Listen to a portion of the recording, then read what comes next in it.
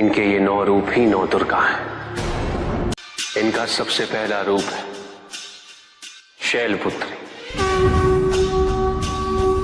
शैलपुत्री अर्थात पर्वतराज हिमावन की पुत्री, और इसी कारणवश इन्हें वृषारुधा के नाम से भी जाना जाता है।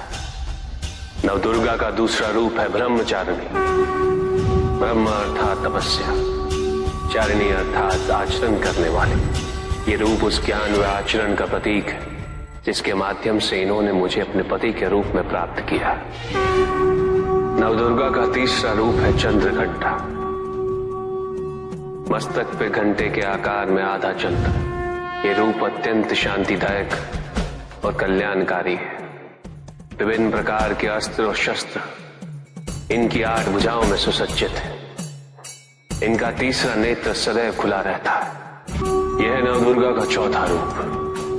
इनकी मंद मंद हंसी से संसार का जन्म संभव होता है, और इसी कारणवश इसे कुष्मांडा के नाम से जाना जाता है।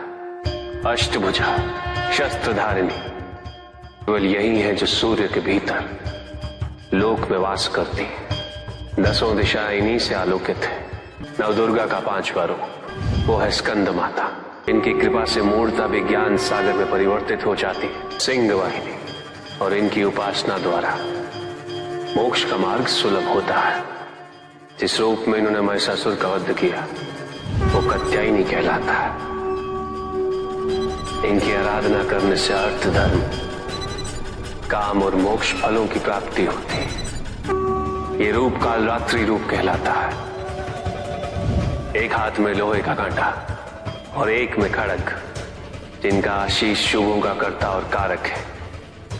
ये अंधकार का विनाश करती हैं। इनकी आराधना करने से असुरी शक्तियां भी भयभीत हो जाती। ये इनका महागौरी रूप है।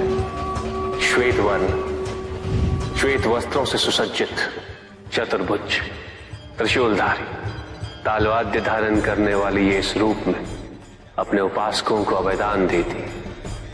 मां दुर्गा का 9वां रूप सिद्धदात्री कहलाता है। 8 सिद्धियां केवल इन्हीं की कृपा से प्राप्त हो सकती है। मेरा अर्धनारीश्वर रूप इनके सिद्धदात्री रूप की ही देन है।